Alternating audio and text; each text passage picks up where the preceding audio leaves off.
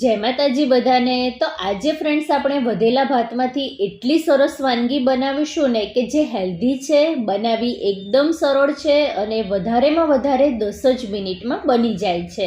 તો ચલો ફટાફટ બનાવવાનું શરૂ કરીએ। તો અહીં મારી પાસે 1 વાટકી જેટલા બપોરના વધેલા ભાત છે અને ભાતને આપણે અધકચરા પીસવાના છે। તમે ચમચીથી પણ મેશ કરી શકો છો, પણ એ થોડી ટાઈમ ટેકિંગ પ્રોસેસ છે, એટલે હું મિક્સર જારમાં જ ભાતને લઈને થોડું પાણી ઉમેરીને પલ્સ મોડમાં 2-3 વાર પલ્સ કરી લઈશ, એટલે આ રીતની અધકચરી પેસ્ટ તૈયાર થઈ જશે। મિક્સિંગ બાઉલમાં ભાતની પેસ્ટને લઈ લઈશું। એક ડુંગળીને એકદમ ઝીણી ઝીણી સમારીને લીધી છે। એક ટામેટાને પણ ઝીણું સમારીને ઉમેરીશું।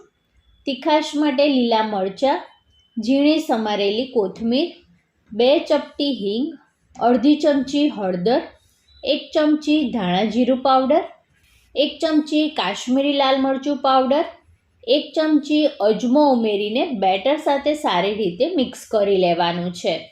હજી ફ્રેન્ડ્સ તમારે બેટરમાં કેપ્સિકમ અને બાફેલી મકાઈના દાણાને અધકચરા વાટીને ઉમેરવા હોય તો પણ તમે ઉમેરી શકો છો। તો અહીં ફ્રેન્ડ્સ, જો તમને મારી રેસિપી જોવી ગમતી હોય અને હજી સુધી જો મારી ચેનલને સબસ્ક્રાઈબ ના કરી હોય તો પ્લીઝ મારી ચેનલને સબસ્ક્રાઈબ કરજો અને બાજુમાં આવેલા બેલ આઇકનને જરૂરથી પ્રેસ કરજો, જેથી આવનારા નવા વિડીયો નોટિફિકેશન તમને મળી રહે।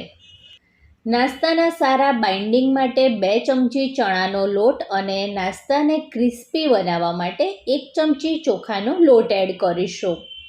તો અહીં ફ્રેન્ડ્સ, આપણે એકદમ બેઝિક અને રૂટીન મસાલા જ એડ કર્યા છે, છતાં આપણો નાસ્તો એટલો બધો ટેસ્ટી બનશે ને કે બાળકોને તમે લંચ બોક્સમાં આપશો ને તો બાળકો પણ ખુશી ખાઈ લેશે। થોડું થોડું પાણી ઉમેરતા જઈને આ રીતની કન્સિસ્ટન્સીવાળું બેટર તૈયાર કરવાનું છે અને લાસ્ટમાં આપણે ટેસ્ટ અકોર્ડિંગ મીઠું ઉમેરીને બેટરમાં સારી રીતે મિક્સ કરી લેવાનું। અને ફાઇનલ તમને બેટરની કન્સિસ્ટન્સી બતાવું તો આ રીતનું બેટર રાખવાનું છે। હવે પેન મીડિયમ ગરમ થાય એટલે ફર્સ્ટ ટાઈમ આપણે તેલથી ગ્રીસ કરી લઈશું અને પછી તમને જે રીતના ગમતા હોય એ પ્રમાણે નાની મોટી સાઇઝના પુડલા ઉતારી લેવાના। ઉપરથી થોડો વડાપાવનો સૂકો મસાલો આવે છે તે સ્પ્રિંકલ કર્યો છે। ટોટલી ઓપ્શનલ છે, તમે ચાટ મસાલો પણ સ્પ્રિંકલ કરી શકો છો અથવા તો સ્કીપ પણ કરી શકો છો। પુડલાની ઉપરની સાઈડ ડ્રાય થાય એટલે ઉપરની સાઈડ અને આજુબાજુ થોડું એવું તેલ લગાવીને સાઈડ ચેન્જ કરી લેવાની। તો આ રીતે બંને સાઈડ ગોલ્ડન કલરની થાય ત્યાં સુધી આપણે ચડવવાના છે અને મીડિયમ ગેસની ફ્લેમ ઉપર જ આપણે પુડલાને ચડવવાના છે।